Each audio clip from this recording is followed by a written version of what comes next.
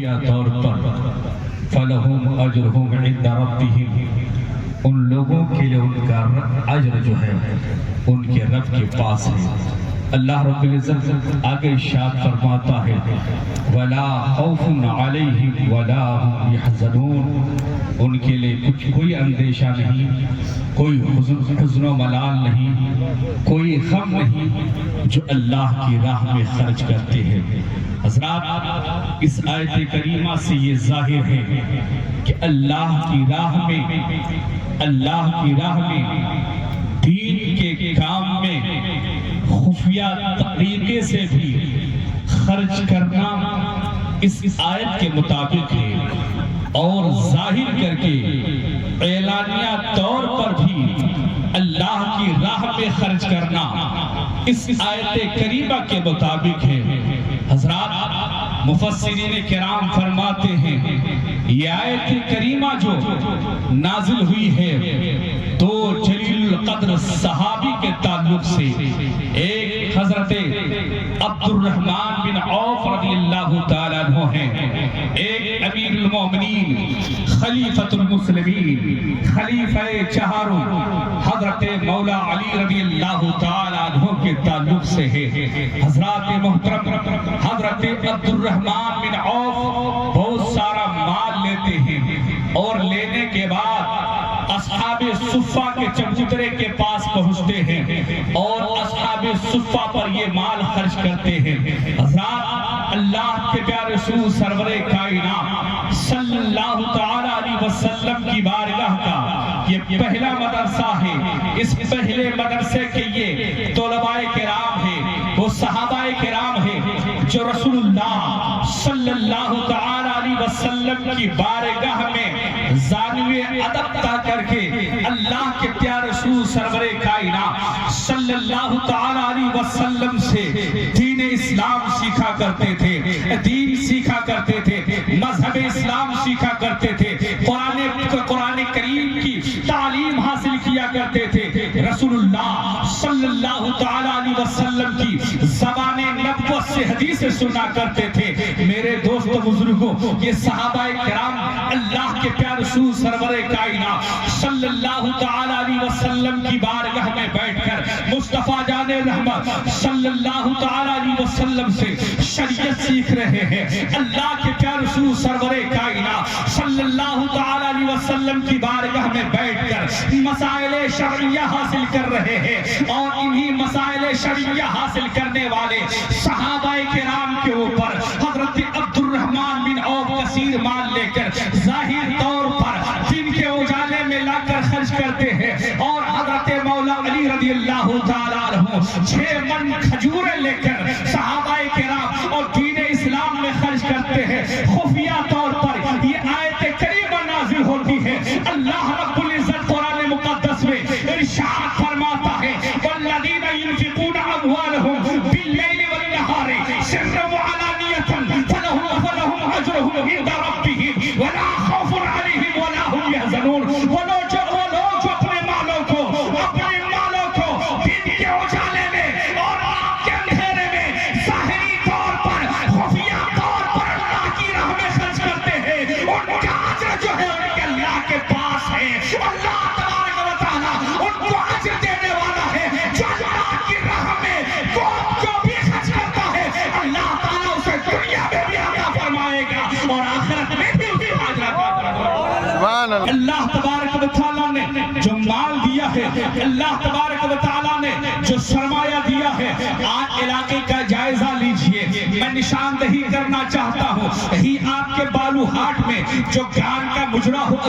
ہوتا ہے، جو گان کی محفلیں سجائی جاتی ہے، جو رقص و سرور کی محفلیں سجائی جاتی ہے، نوجوان جا کر اپنے نفسوں کو کس طرح بگاڑ رہے ہیں، عیاشیوں کے دلدل میں کس طرح پھنسے جا رہے ہیں۔ میرے دوست بزرگوں،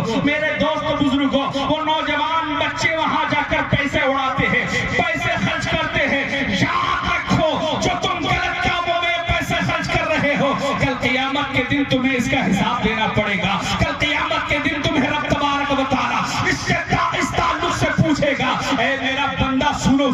میں نے تمہیں دنیا میں مال دیا تھا، میں نے تمہیں دنیا میں سرمایہ دیا تھا، میں نے تمہیں دنیا میں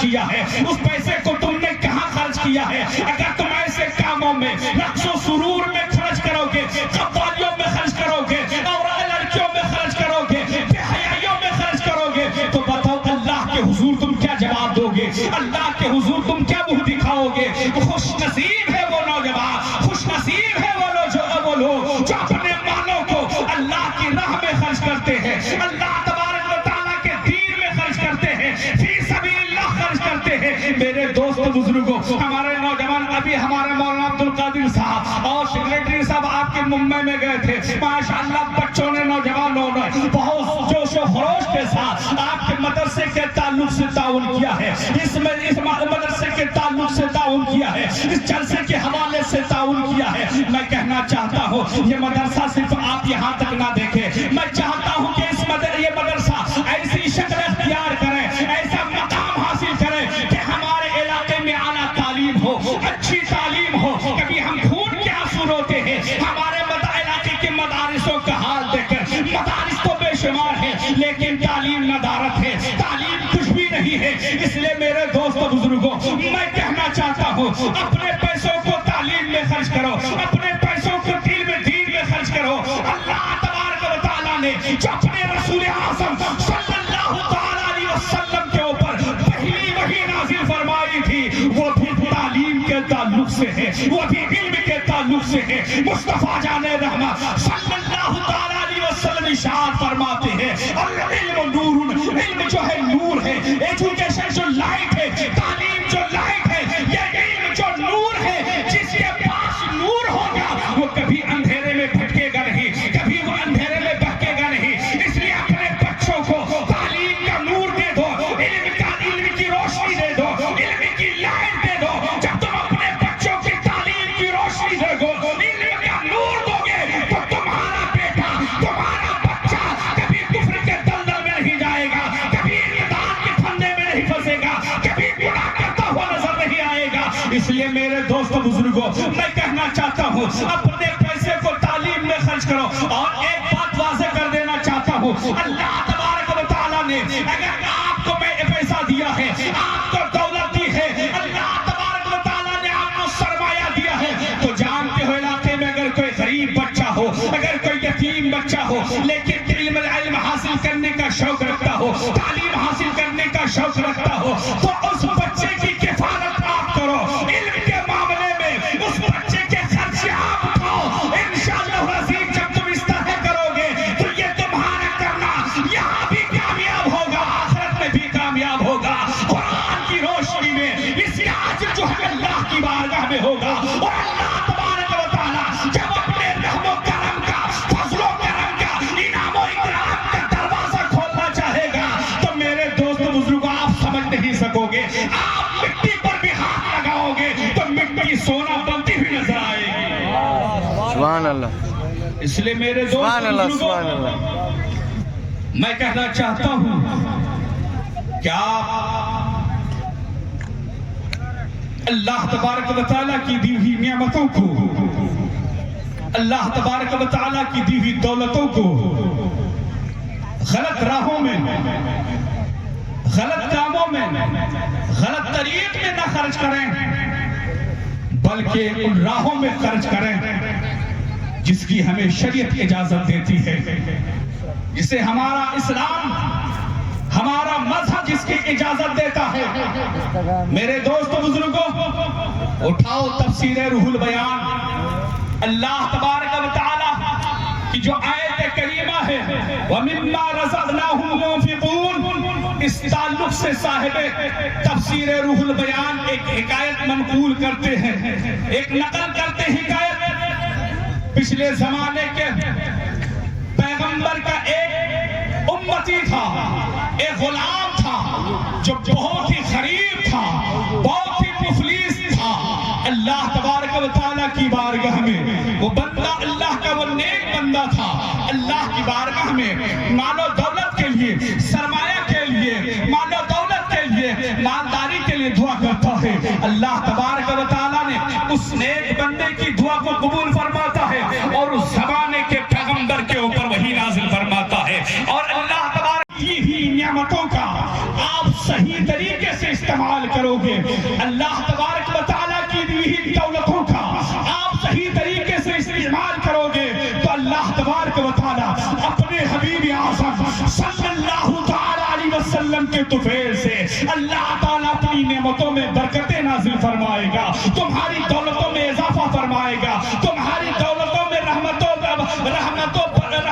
برکتوں کا نزول ہوگا۔ اس لیے میرے دوست بزرگوں، اگر آپ کو اللہ تبارک و تعالیٰ نے یہ موقع دیا ہے، اللہ تبارک و تعالیٰ نے یہ وقت دیا ہے، آپ صاحب ثروت ہو، مالدار ہو، پیسے والے ہو، روپیے والے ہو، تو اللہ تبارک و تعالیٰ کی دی ہوئی نعمت کا شکریہ ادا کرتے ہوئے اللہ کی راہ میں خرچ کرو اور صحابہ کرام کی زندگی کا مطالعہ کرو۔ صحابہ کرام نے دین اسلام کی تبلیغ کے لیے، دین اسلام کی نشر و اشاعت کے لیے صحابہ کرام نے کس طرح سے دین اسلام میں خرچ کیا ہے، فی سبیل اللہ اپنے مالوں کو خرچ کیا ہے۔ کون نہیں جانتا یار غار مصطفیٰ کو، کون نہیں جانتا حضرت صدیق اکبر کو، کون نہیں جانتا امیر المومنین خلیفۃ المسلمین خلیفہ اول حضرت سیدنا ابو بکر صدیق رضی اللہ تعالیٰ عنہ کو۔ حضرت ابو بکر صدیق نے رسول اعظم صلی اللہ تعالیٰ علیہ وسلم کے ایک فرمان پر لبیک کہتے ہوئے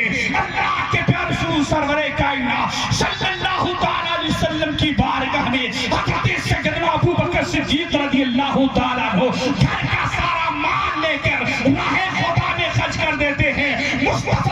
کے رسول کی الفت ہے، یہی ابو بکر کے لیے کافی ہے۔ یا رسول اللہ میں نے گھر کا سارا مال یہاں تک کہ سوئی کو بھی لے کر آپ کے قدم ناز میں ڈال دیا ہے۔ یا رسول اللہ میرے اس مال کو قبول فرمائیے، میرے سرمایہ کو قبول فرمائیے۔ رسول اعظم کی بارگاہ میں حضرت سیدنا ابو بکر صدیق رضی اللہ تعالیٰ عنہ نے سارا گھر کا مال لا کر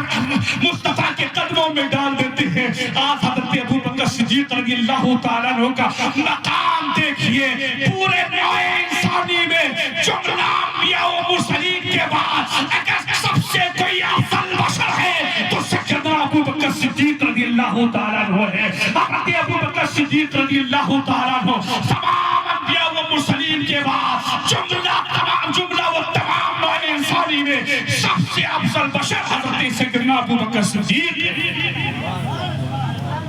میرے دوست بزرگوں، اس لیے میں کہنا چاہتا ہوں صحابہ کرام کی زندگی کا مطالعہ کریں، صحابہ کرام کی زندگی کے حصوں کو آپ اپنی زندگی کا حصہ بنا لیں۔ یقیناً جب صحابہ کرام کے نقش قدم پر چل کر آپ زندگی گزارو گے تو آپ کو پتہ چلے گا صحابہ کرام نے مذہب اسلام کی نشر و اشاعت میں کس طرح سے قربانیاں دی ہیں، تب جا کر یہ مذہب اسلام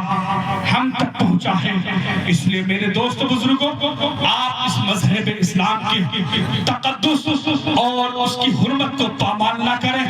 بلکہ آپ مذہب اسلام کے تقدس کا لحاظ رکھیں، آپ مذہب اسلام کے تقدس کا لحاظ رکھیں، مذہب اسلام کو بدنام نہ کریں بلکہ مذہب اسلام کو فروغ دیں، مذہب اسلام کو پھیلائیں، مذہب اسلام کی نشر و اشاعت کریں۔ اللہ رب العزت کی بارگاہ میں دعا گو ہوں مولا قدیر اپنے حبیب اعظم صلی اللہ تعالی علیہ وسلم کے صدقے سے ہم سبوں کو صحابہ کرام کے طریقے پر چلنے کی توفیق عطا فرمائے انشاءاللہ العزیز۔ چونکہ وقت کافی ہو چکا ہے،